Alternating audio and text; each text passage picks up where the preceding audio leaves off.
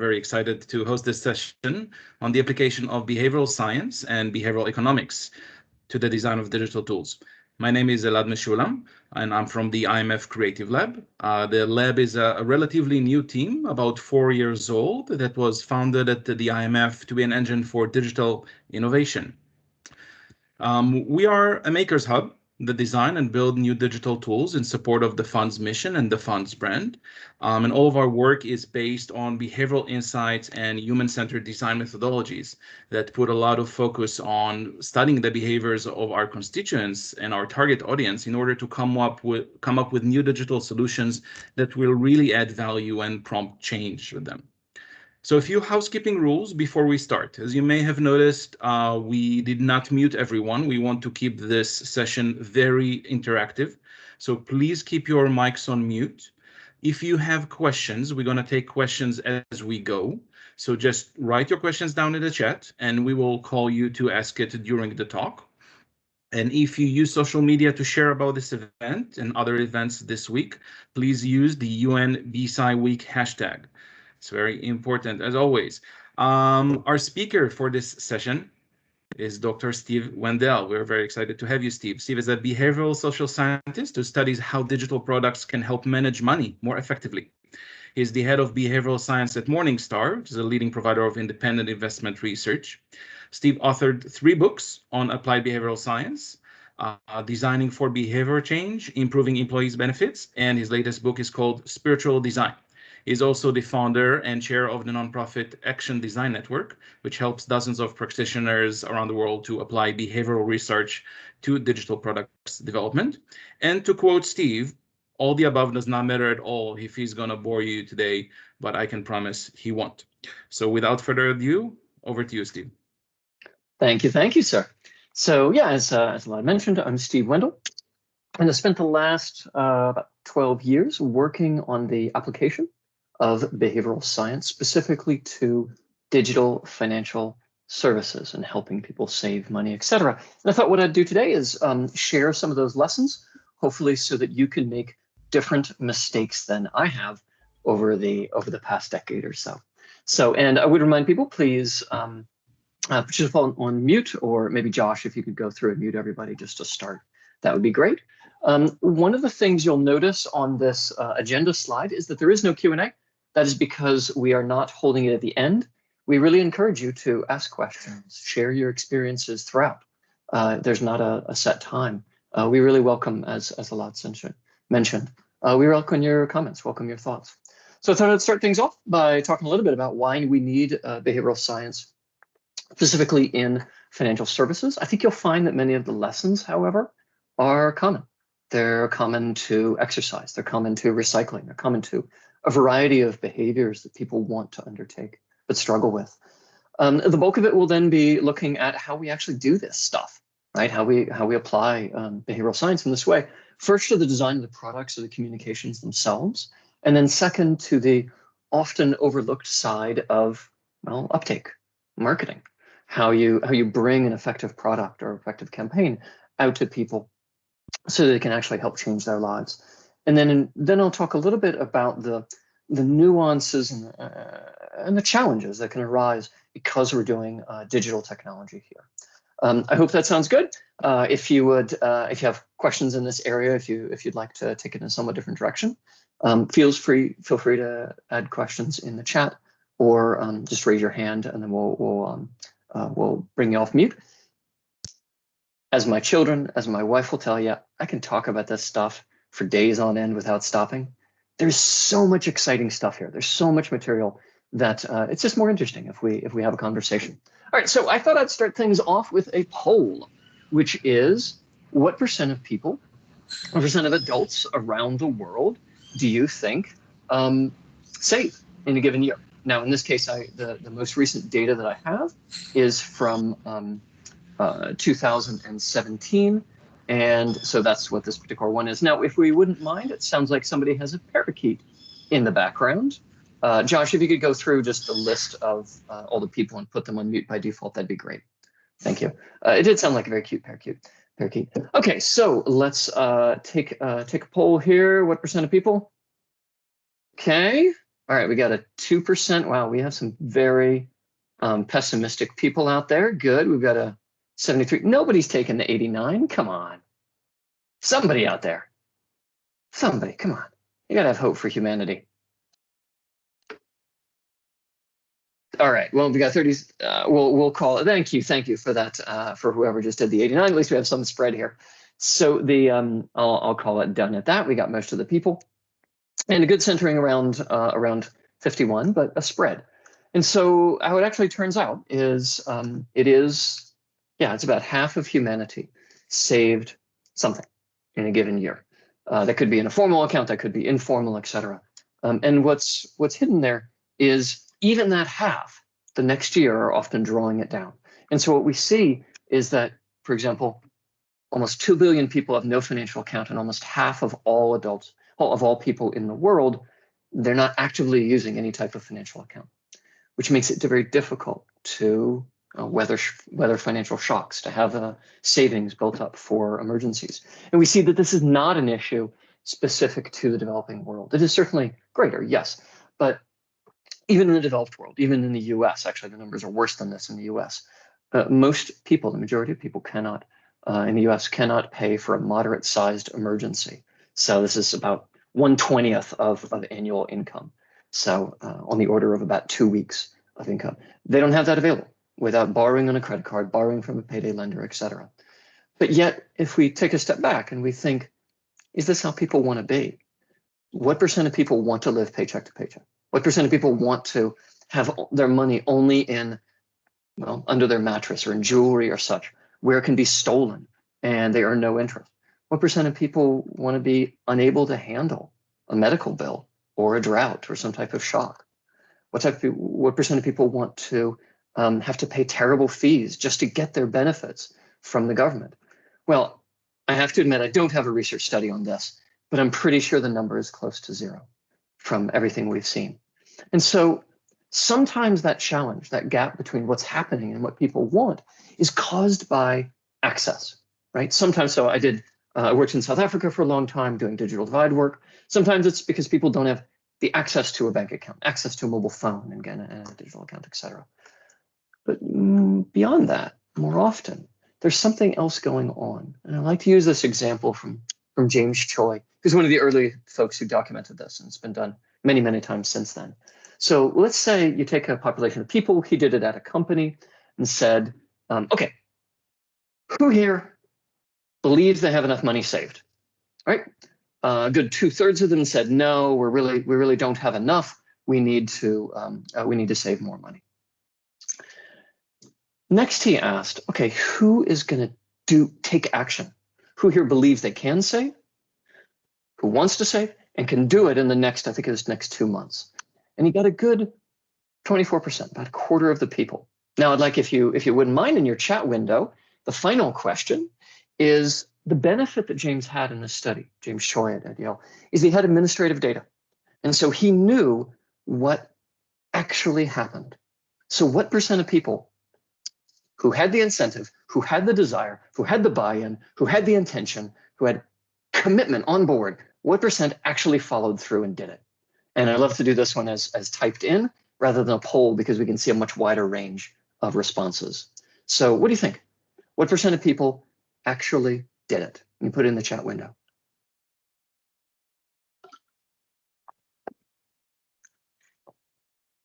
%, great. 2, 10. Okay, bring them on. 50. You, Roman, are a wonderful person.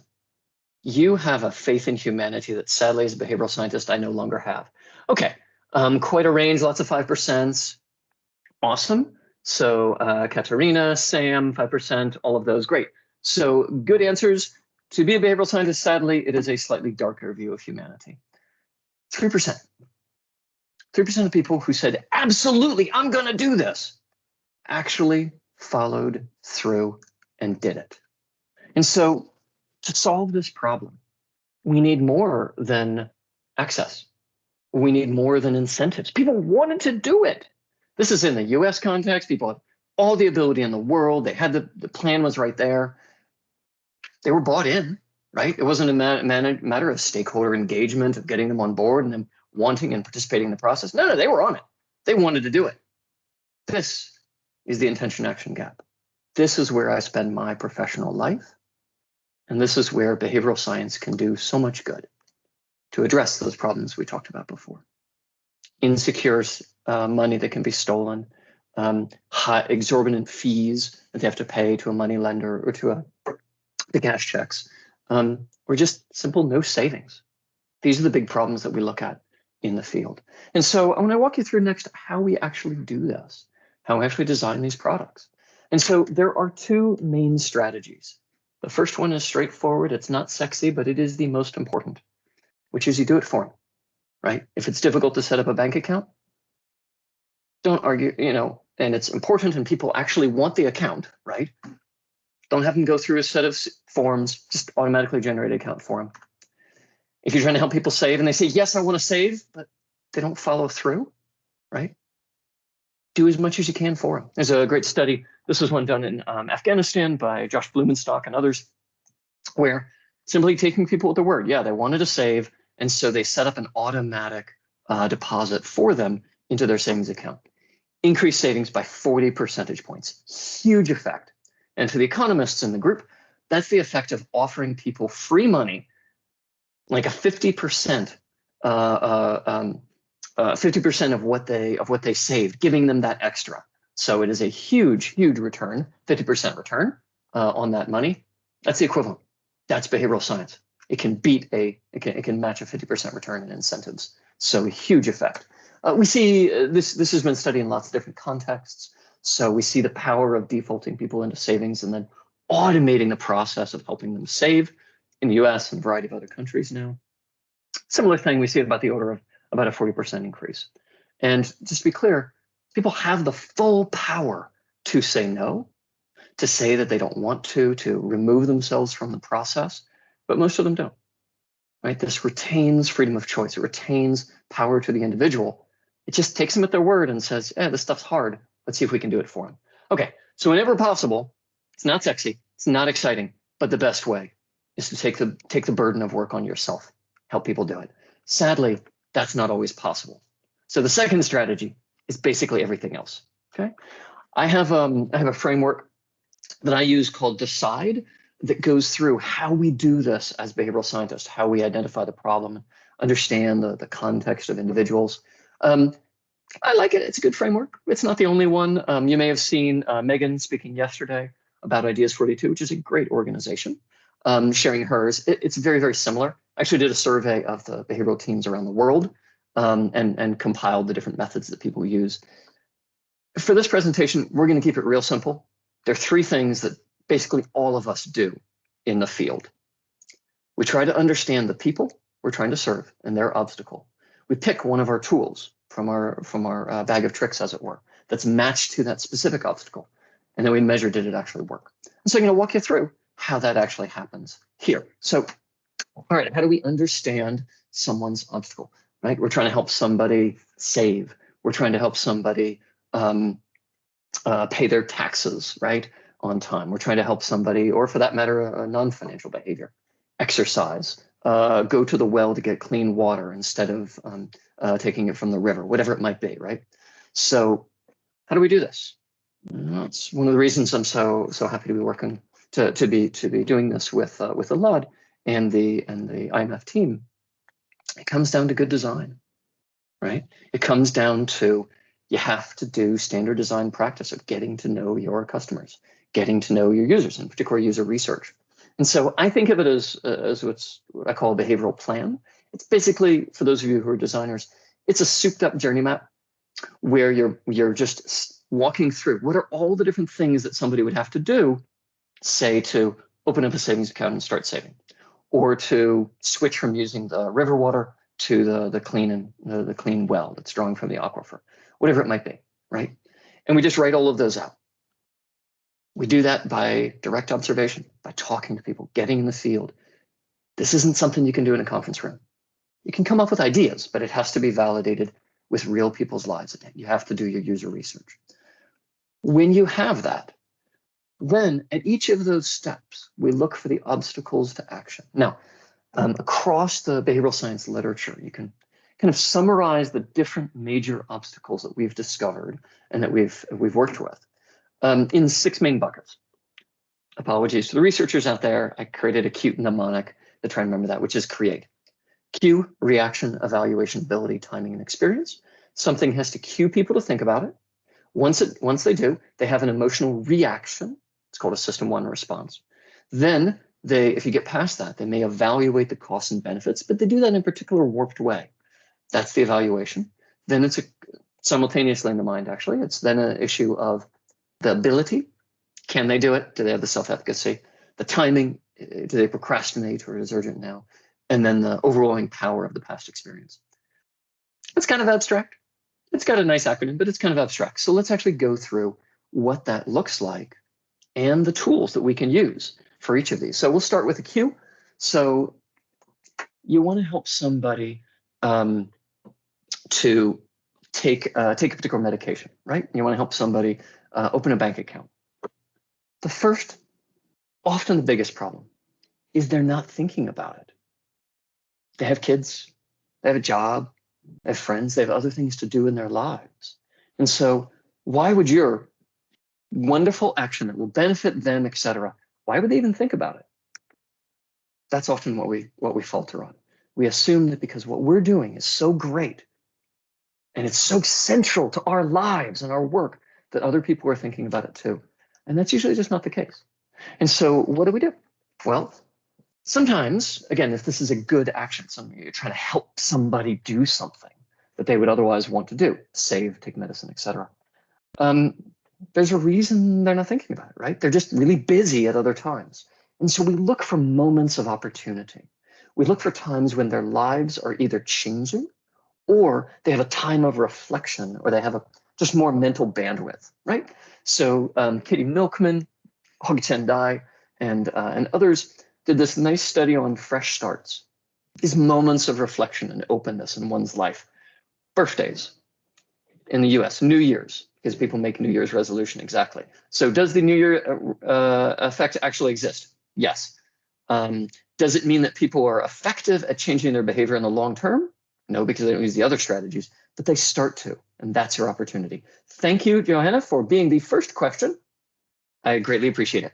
And keep them coming. I am watching the chat window as we go through. So thanks for your question. So yes, it does exist, and it is a time of opportunity for people. At least, again, the data I happen to know on this one is in the US. What are other times of opportunity? Well, when there's major disruption. We all just went through one, and some of us are starting to come out of it.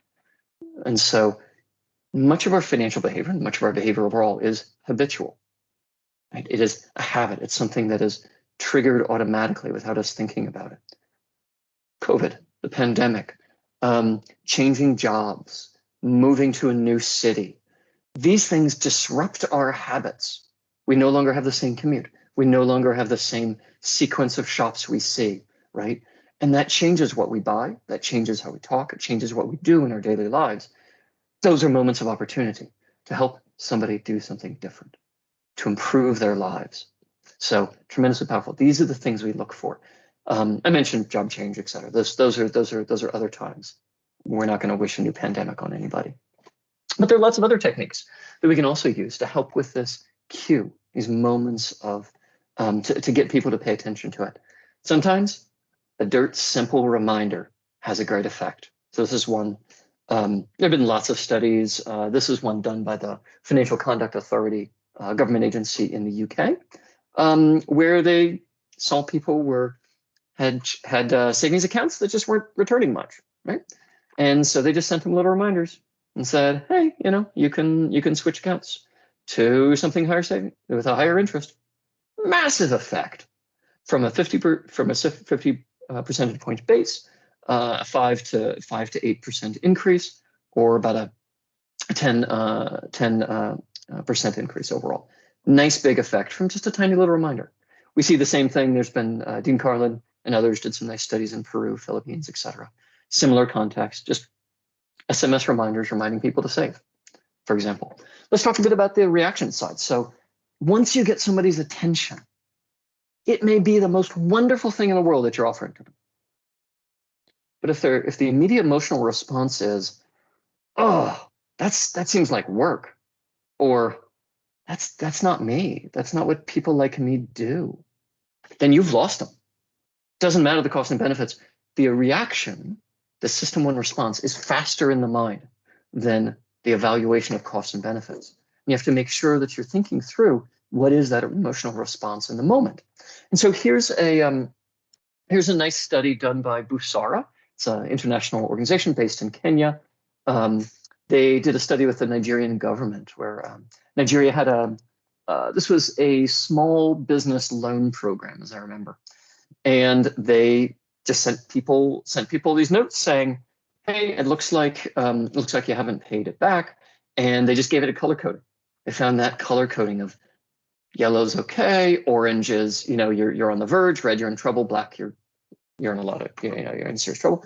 They found massive change in repayment by giving a simple emotional cue. The information was exactly the same, but the color mattered. Color changed how people respond when they added this simple mnemonic. It's not about costs and benefits. It's about how it triggers the mind and how it makes people feel, right? So you may have heard, I think actually some of the other presenters during UN Week talked about social proof and the tremendous power of showing what other people are doing. So the one on the right is from OPower, some of the original studies in the field. The one on the left is one that I did with my team a while back, where you show somebody, for example, that they are other people are saving more money for you. And it has two effects. It has maybe I should be saving more myself. Yes, I should. And wow, other people are doing that? Well, I can do that. It has a yes, I can effect. And so this has been done in lots of different contexts. And the IMF has a great example of doing this in a policy context. And I just want to turn it over to Alad to share that example. Yeah, thanks. So I think one of our recent projects was using the same notion of peer comparison and of social proof. And this was in partnership with our Middle East and Central Asia department, who identified a very good opportunity to advance small and medium-sized enterprises in order to promote financial inclusion. And the challenge, of course, on the Creative Lab side was how might we make it work, or how might we do it via design of a new digital tool? So our brilliant economists developed a framework to first standardize the indicators by which the state of SMEs could be measured in each country. And these fixed sets of benchmarks first made this entire topic clearer and more approachable and more measurable. But in the design process, and in converting the framework to a digital application, we realized that benchmarking against an indicator may not be enough. And we wanted to utilize again the peer comparison notion and to find a way to prompt policymakers for action. So after conducting the research, we designed the tool in a way that in order to even start using it, the users have to select their country first to get the information, but they also have to select at least one other country or region or an economic group as a comparator. So you can't use the tool if you don't have at least one comparator. And whenever you see your own country status, gaps, and policy recommendations, you are necessarily seeing how your peers are doing, and you get this nudge that evaluates you in a more emotional way as well. Awesome, thank you. So, so great example of using this in a real life context to help make these issues meaningful and real for folks. So before we dive into the evaluation side, I realized I didn't more formally stop for questions. I've seen a few come in, but I just wanted to, one, take a drink of water, and two, prompt folks if there's anything you'd like to know more about, either on that introduction of why we need behavioral science and the intention action gap, or some of the concrete examples and the process that we're showing you here of how we apply behavioral science in real life. All right, strategic pause as anyone who wants types out a question. You can also raise your hand and I can unmute and then say it verbally, which is great.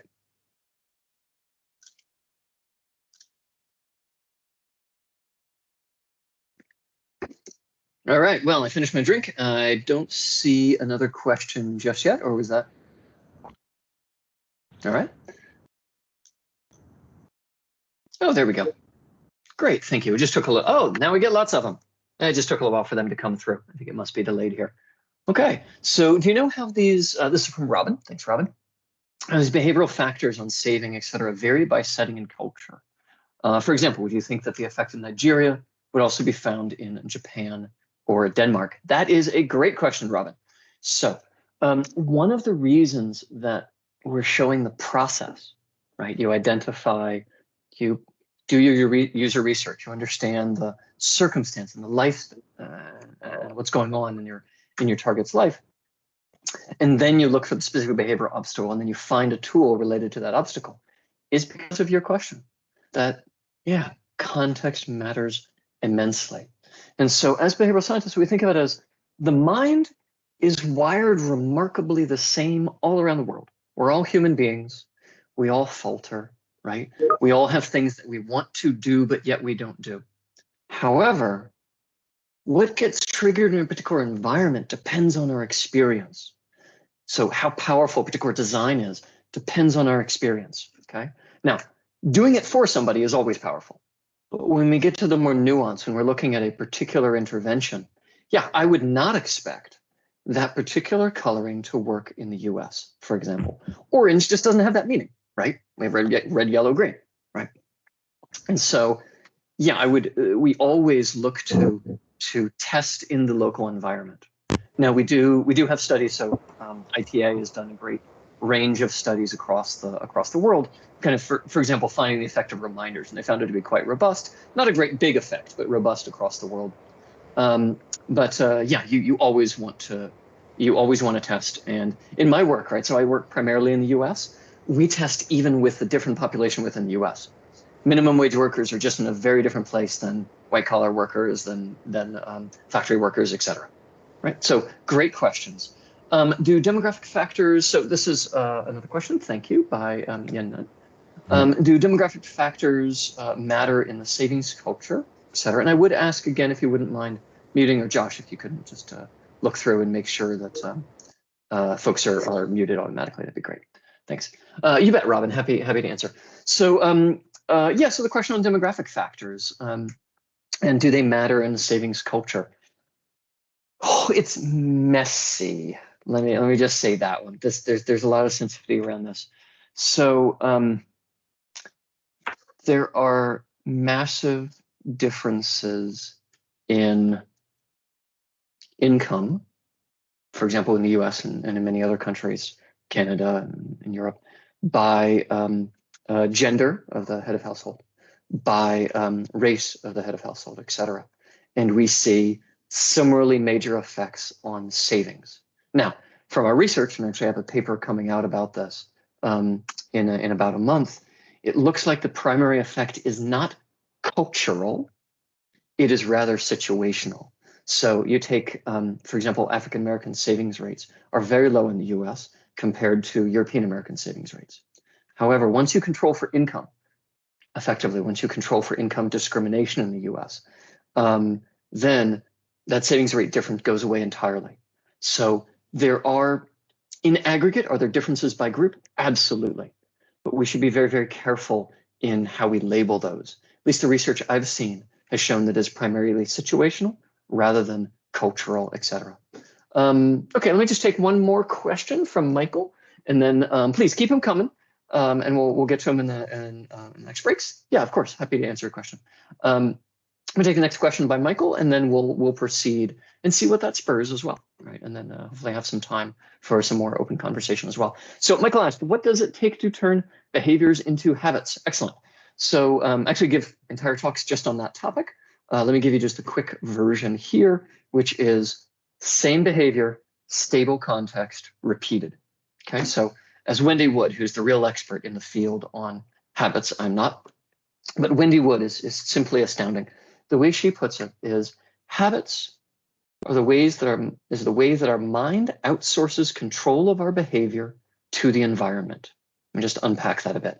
So habits are when the mind creates a non-conscious reaction to a trigger, to something in the environment. So for example, when I go into my bedroom in the evening, I see my toothbrush, I brush my teeth. I don't even have to be thinking about it. That's a habit, right? When I'm driving the car and I see a stop sign or I see a car in front of me, the thousands of minute muscle movements involved in my pressing the brake, I'm not thinking consciously about those. Those are triggered by the environment. The way that's formed is you do it again and again and again and again. Okay. There's some myths in the field that say it's not in the field. There are myths populated that say it's like takes 21 days. That's all BS. It's just not true.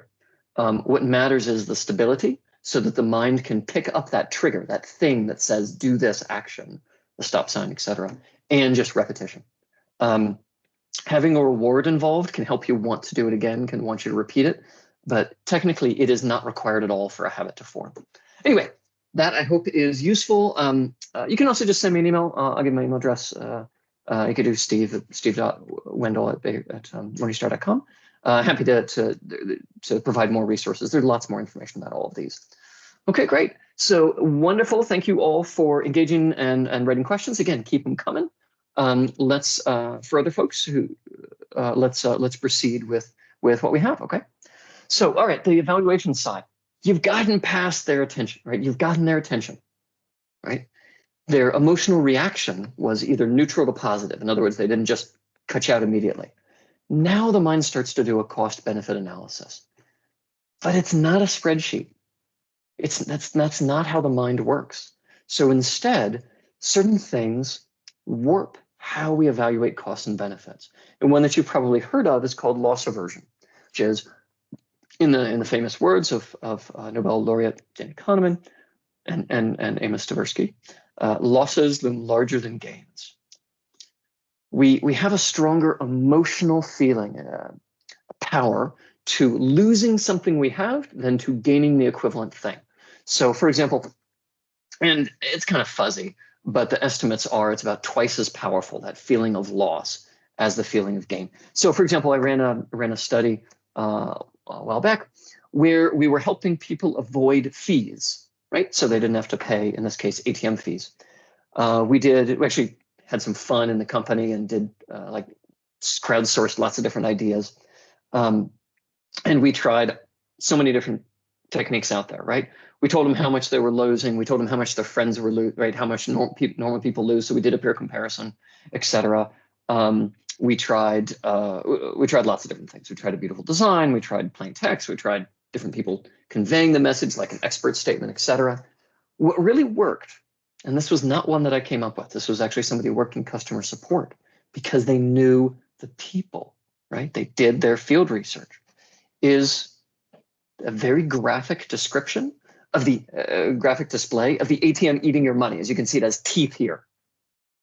This simple little email saved people the equivalent of 1 day's wages a month. Huge effect. And it's a randomized control trial, as all of these are. Huge effect because it triggered this loss aversion. Like it's money just going out bit by bit. You don't think about it. When you start seeing it visually and you say, it's being taken away from me. Very powerful, right? And this was for minimum wage workers, people who really needed the money. It's just is one of the most gratifying experiments of my life, I have to say. So here's another one where that evaluation is strange in that in this particular experiment, we took the information that people gave us about their finances, how much they were saving, whether they were budgeting, all that stuff, etc. And we just gave it right back to them in a score of 0 to 100. No peer comparison, nothing else. We just told them exactly what they told us. But we did it on a scale and said, you're not saving a lot. Okay, that's a low score. Or you seem to be doing really well. You know that. Great. Here's a high score. This simple intervention, because it made the information something that people could digest, easier to evaluate, doubled the amount that people saved in a given month. This was a 1 month long experiment that we could run it for. Again, huge effect because people are not computers, people are not spreadsheets. It's important how we design it, if we make it accessible and meaningful for them. And a simple score is like that. There's a fun study originally by Nina Ashraf, done in the Philippines, where they were studying what's known as a commitment device. You may have heard this. Actually, I saw one. Somebody this morning mentioned that in their talk. The idea here is that we know that the costs and the benefits may outweigh the costs. It may be the right thing for us, but we know that we'll be tempted later. And so a cool technique is to allow people to close off their own options. So if you're familiar, Odysseus on the mast was approaching the sirens, the mythical beast that lured sailors to their deaths. He knew that he would be tempted. So he had his sailors put wax in their ears, and he had them tie his hands to the mast so that he could not give into that temptation. Beautiful, beautiful study. The way that Nina and others applied this is they created savings accounts that people voluntarily couldn't get their money out of. They just set a time period or a certain amount where they could not get access to their money. Over 80% increase in account balances of people choosing to make it hard to get their own money because they knew they would be tempted. Beautiful, beautiful study. So these are some techniques. There are lots more. I'll talk a little bit about ability, and then we'll move on to the final sections. So this one is, not only do people have the resources they need, do they have the money to put in the account? Do they have the mobile phone to look to access M-Pesa or other mobile money systems, et cetera? But also self-efficacy. Do they know that they'll succeed? Do they know that it's possible for them? And so we have lots and lots of studies about removing friction, about making it just a little bit easier to do. Here's one from the Behavioral Insights team, Peristale from the US government, from the UK government, where they just had people go to a web page versus a form. Nice change in response rates by just making just a little bit easier when they could directly answer right there. In general, what we find is the more complex it is, the harder it is, the more foreign it is to a person, the more we try to procrastinate. And I could give you some examples from my world, but Elad has just an awesome one from his work at the IMF. So do you want to share what this example of making things easier for people? Proudly, because ability and making very complex things much simpler is probably our biggest design challenge in the IMF Creative Lab. Oftentimes, the knowledge the IMF produces is highly technical, it's highly complex, and our job is to convert it into a product that is accessible, that is intuitive, that is manageable, and I dare to say that is desirable, something that one would be delighted to use.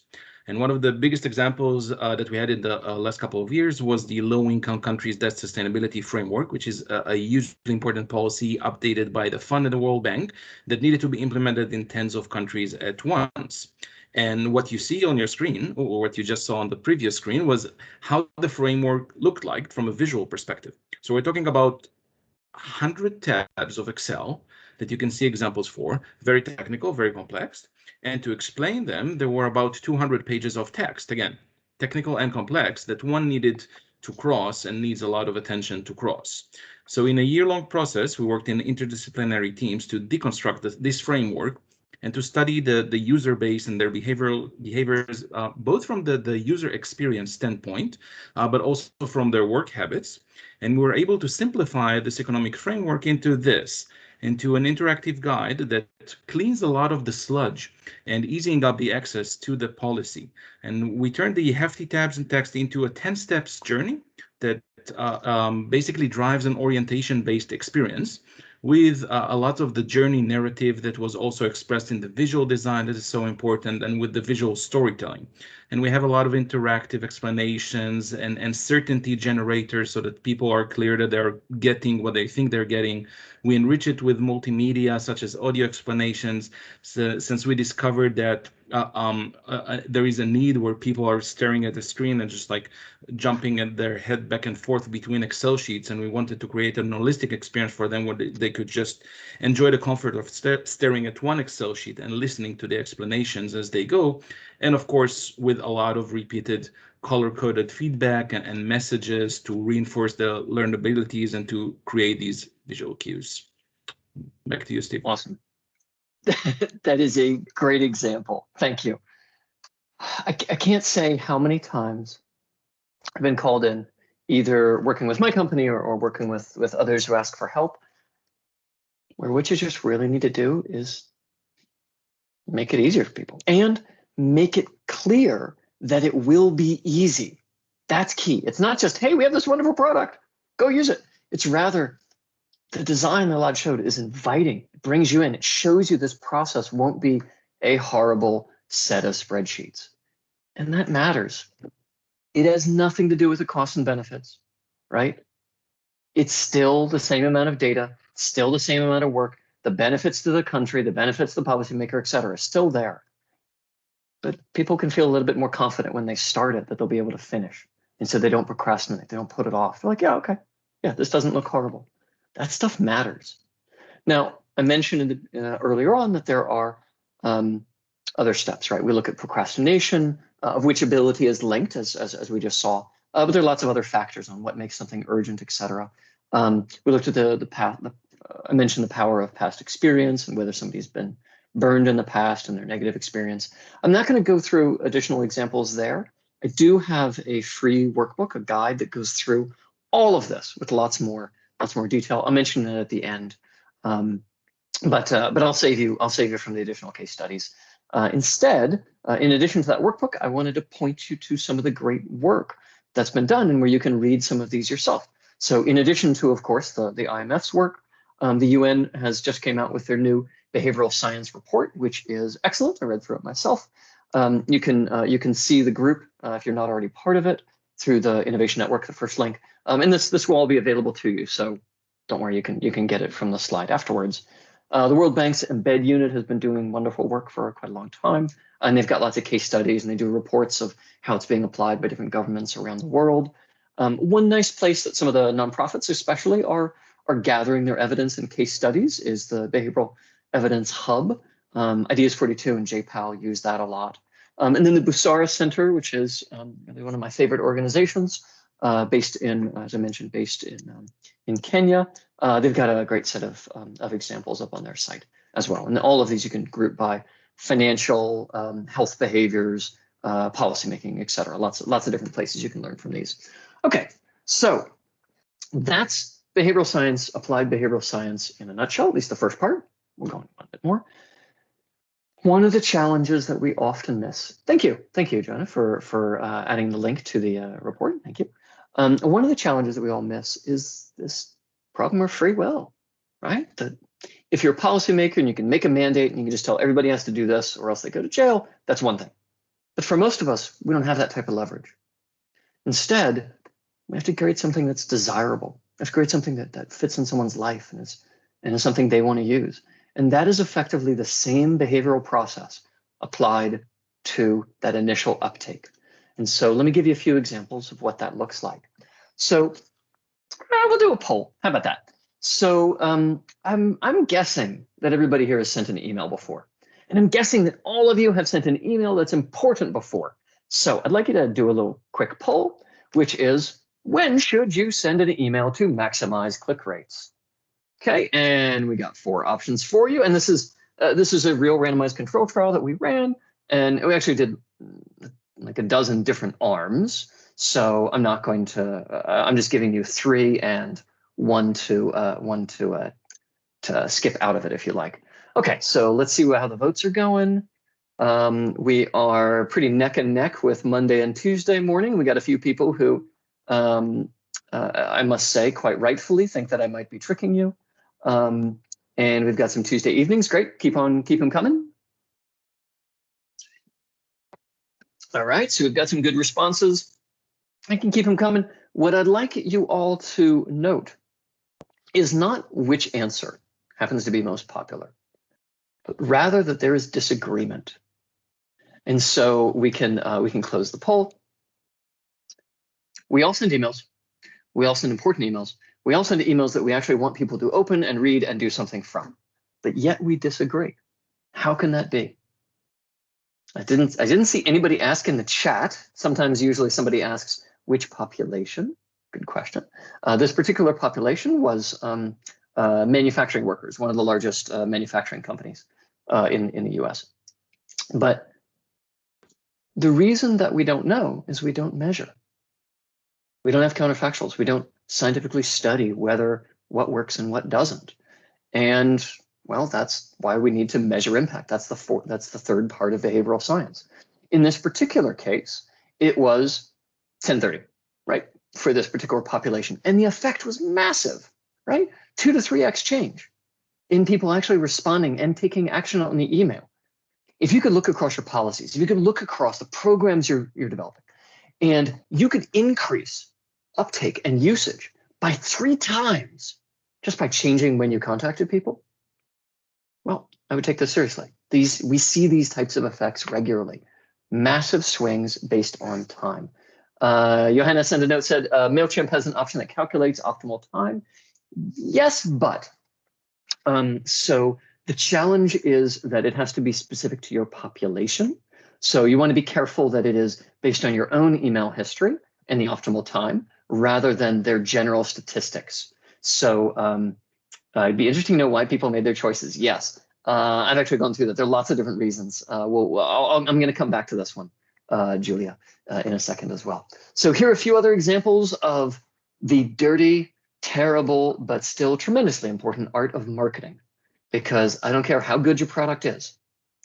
Don't care how good the program is, how good the service is. If you're not thinking about marketing, if you're not thinking about uptake, then it's going to sit on the shelf. Okay, so here's an example, comes from Dr. Leon Zheng from my team, where he asked people, would you like more information? Right? Standard question. Now, if you see a website that says, would you like more information, whether it's on a government site, etc., what's your response? I know just about everybody says, heck no. So Leon knew that. He knew that the default response for people is ignore anything that says, yes, I want more information, right? That is a pattern system 1 or an emotional intuitive response. So what he did was he made it harder to say yes. It's beautiful. He added more text. He made it a drop down. He made it 2 stages. You had to do all this extra work in order to ask for information. Because what that did is it slowed people down. There are some people who really didn't want information, and we don't want to bother them. But there are other people who just had this patterned response. And if they thought about it, they would want it. And that is exactly what we found. We separated those who just don't want it versus those who did. 500% increase in a randomized control trial. Just a crazy effect. And we've done this a variety of times, right? And you see these types of things in the field often when you understand what the specific obstacle is. In this case, the obstacle to uptake, the obstacle in marketing. In this, it was everybody sees that box, everybody ignores it. So he made it something different. He made it harder. Here's a study I ran a while back on trust, where we were sending letters out to people, telling them about this program. It came from us. We were like, I don't know who this is, right? We had terrible uptake. We just add the logo of someone they knew, which is in this case the company they work for, 300% increase in a randomized control trial. Beautiful, beautiful results. One of the key challenges, though, that we face is we did another study where we asked people what's important in an investing context. We asked them what they found valuable, what the people they're working with found valuable. What we found is that the people that serve them have a completely misunderstood view of what the customer, in this case the investor, wanted. And getting help with my biases, what we've been talking about all this session, scored dead last on people's rankings. So people may need help with it. But you don't market it as, hey, you're not making smart decisions. In fact, you're doing something really dumb. Here, let me help you with a tool that make you not so dumb. Nobody likes that. And so we have to find a way to market it effectively that's about what they benefit from, how they succeed, that doesn't talk about their biases and doesn't talk about, you don't really talk about behavioral science when you're doing, when you're trying to serve people in this way. So, which brings me to my final point, and we'll go through this quickly, which is some of the powers and dangers of digital technology. So, what doing this work in mobile money, for example, in access to savings tools, access budgeting tools, or like repayment, tax repayment, etc. Almost all of these are in digital context now, and there's a good reason for that. It is the best escape I know for the hippo problem. If you're not familiar with the hippo problem, it is the highest paid person's opinion. So when somebody comes to the room and says, this is what the design should be. Elad, I'm sure you love that when that happens, right? Oh, yeah. Yes, we all do. Whether you're building a product, whether you're doing a campaign, and just whoever happens to be in charge says, I know, this is it. That is no way to build product. That is no way to build a service. Instead, we have such tremendous tools now that allow us to rapidly iterate and rapidly measure and run randomized control trials, right? To do rigorous assessment. In other words, digital technology equals learning, rapid learning. That's why it matters so much, right? And so we have tools in whether it's you're sending email, whether it's you doing a website, whether it's an application which is optimized, tools that make this stuff really, really easy now, right? As I say on my team, we want to make it easier to test than it is to argue, right? That 30-minute meeting where people are arguing about what the right version is, I want to be able to just press the button, test it, and have a data-driven answer. That's what digital technology and tools like this allow you to do now. But what we have to do is we have to get past our pride as researchers, as policy folks, et cetera, and go to marketing. Marketing is where these tools are. They use a different language, but in the end, they're doing the same thing. They're doing rapid A/B testing, and they're really, really good at it. And so we have to learn their tools. That's what all of these are on the screen. They're all marketing tools. Why? Well, we get two big problems when we start to learn. The first problem is, you remember this one? Well, I ran another study. This is with one of the largest minimum wage companies in the world, where it's actually a completely different time. And so once we start realizing that different populations have different responses, well, we want to start testing everything. And that enters us into what we colloquially will call A/B testing hell, which is, oh my God, what if I do this button color? What if I move it this pixel? What if I change the language? What if I change the spelling? What if I do this? It'll drive you crazy. You'll never be able to get out and make major transformational change if you get caught in this trap. And the only answer to this is theory, is a deeper understanding of why people change behavior, why people have obstacles. And that's what we did in the first part of the session. That's why we combine rigorous testing with behavioral science to both understand when we're helping people's behavior and help guide those tests in a thoughtful way. The other major challenge is the more you can do this, the faster you can do it, the easier it becomes, the easier we all get tempted to maybe push people's buttons in a way we shouldn't be. We see Uber has done this. I knew some of the folks on the team, they're good folks, right? Facebook did this, if you can remember back to when Facebook wasn't considered evil. One of the first chinks in their armor that started people to question Facebook was an experiment they ran with behavioral scientists from Cornell and others, where they were manipulating people's emotions. We see, sadly, many, many examples, and there is a reckoning coming. There's legislation in the US that would ban behavioral experiments. I think it's throwing the baby with the bathwater, but it's understandable. There's a Norwegian watchdog that's been looking at all the tricks that Google uses to trick people, to basically get around GDPR, right? That's one of the problems that arises. And there is a thoughtful literature in behavioral science about how we are just as human as anyone else, and how we are tempted, and how we fall prey to this trap. It's not other people out there. It's not bad people. It's us, right? Who make these mistakes. It's us who do these bad things. And in particular, Dan Ariely's book looks at how we can structure our environments to keep ourselves on the ethical path.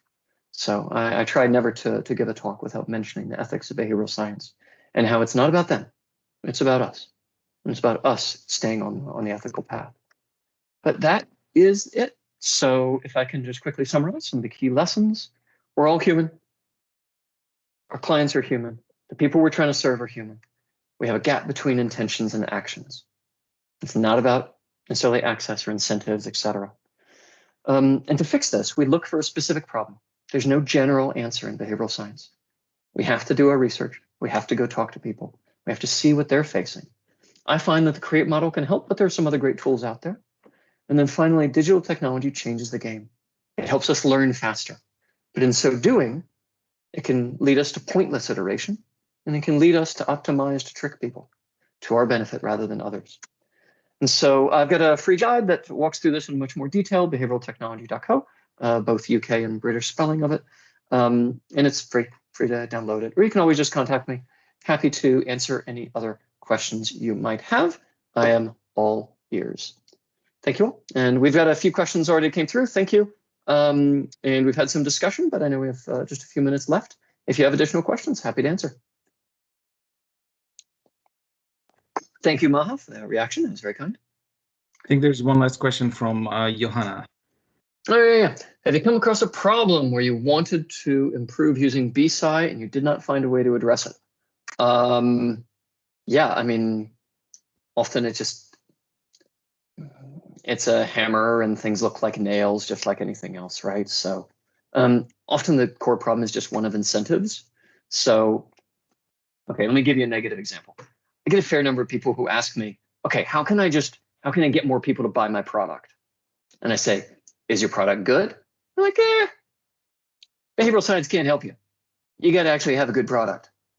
So that is a pretty common one where people where a designer wants somebody to do something and it's not actually in their interest. Don't use behavioral science for that. Use incentives. Make it actually in their interest. That's number one. Okay. Any other questions? Type them now. Last chance. Okay, I'm using positive deviance as one of the tools for behavior change in advance of gender equality. Cool. Glad to hear it, Maha. Well, if you have a link to that, any of the work, feel free to share it in the chat window for others to take a look at as well. All right, I think we are just about at time, and I think we've dropped off for questions. That's fine. You can contact me on social media, SA Wendel on most platforms. And then the workbook I mentioned is under behavioral technology. Yeah, there you go. There's also a form to contact me, or you can just send me an email at steve.wendel@morningstar.com. All right, thank you all. We'll call it a day. Thank you. Elad, do you have any closing comments? Thank you so much. This was fascinating, and really, we are really appreciative of you being with us. And I think this concludes the last event of today for the UN Behavioral Science Week. And we have two incredible events tomorrow. A conversation with Professor Cass Sonstein, and also an event about norm nudging for peace and security. And tomorrow will be the last day of the UN Behavioral Science Week, so please make sure to check them out. And thank you everyone for joining, especially those who are in different parts of the world than Washington, D.C. or New York, and probably it's very late time for you guys.